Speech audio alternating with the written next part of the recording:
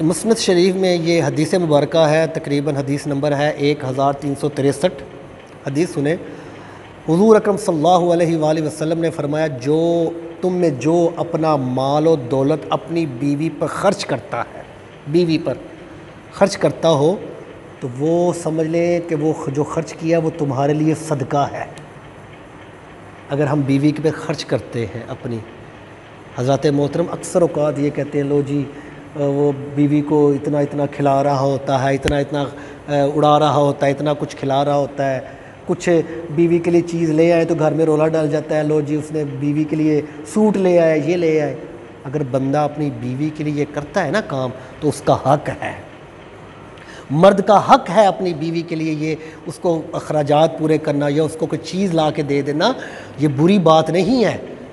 حضور فرماتے یہ تو پھر بندے کا صدقہ نکلتا ہے اگر وہ اپنی بیوی پہ ہی خرچ کر رہا ہے، سمجھ لے اس کے لیے برکت ہے، اس کے پھر مال میں برکت ہے، اس کی زندگی میں برکت ہے اگر وہ اپنی بیوی کے لیے کوئی خرچے اب اس کے اس کو خرچہ دیتا ہے، یا اس کے کھانے کے لیے یا اس کے پہننے کے لیے کوئی چیزیں لے آتا ہے بیوی کے لیے، یہ تو مرد پر حق ہے، مرد پورا کرے۔ اگر یہ ایسے کرے گا تو اس کو اس کا فائدہ ہے، اس کا صدقہ اتر رہا ہے، تو حضرات محترم کرنا چاہیے۔ بیوی کا حق ہے مرد پر، بڑے حقوق ہیں کہ بیوی کے اخراجات کو پورا کرے، بیوی کا خیال کرے، اور دوسرا بیوی کا بھی ہے کہ وہ مرد کا حق پورا ادا کرے۔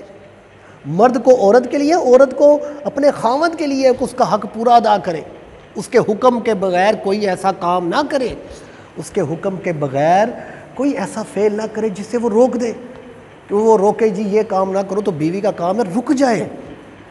اگر عورت کو جنت ملنی ہے نا تو خاوند کی خدمت سے ملنی ہے، یہ یاد رکھے، خاوند راضی ہو جائے گا تو اس عورت کو جنت حاصل ہوگی۔ حضور اکرم صلی اللہ علیہ وآلہ وسلم کے دور کی بات ہے، ایک بندہ تھا، صحابی تھا، وہ کہیں جانے لگا تو اس نے اپنے بیوی کو کہا کہ جب تک میں نہ ہوں تم نے اپنے گھر سے نہیں نکلنا، گھر میں رہنا ہے۔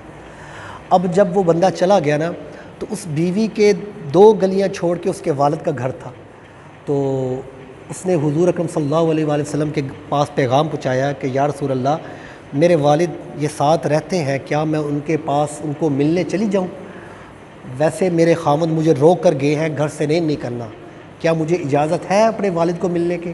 تو حضور نے فرمایا تم جا سکتی ہو، لیکن اگر تم اپنے خاوند کا حکم مانو گی تو تمہارے لیے زیادہ بہتر ہے۔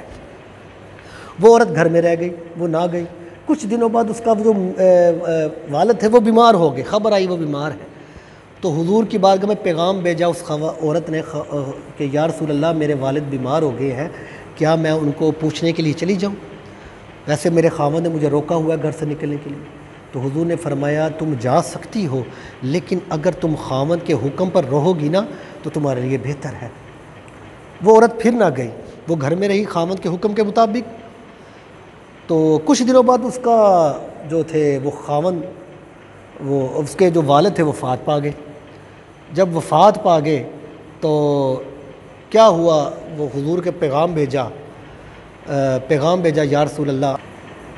اب جب والد وفات پا گئے، اس کے عورت کے وفات پا گئے، تو آپ کو یا حضور کو پیغام پہنچایا یا رسول اللہ میرے والد وفات پا گئے ہیں، کیا میں ان کے چلی جاؤں ان کے جنازے پر؟ تو مجھے ویسے میرے خاوند نے نکلنے سے روکا تھا گھر سے۔ تو حضور نے فرمایا کہ جا سکتی ہو، اگر خاوند کا حکم پر رہو گی تو تمہارے لیے زیادہ بہتر ہے۔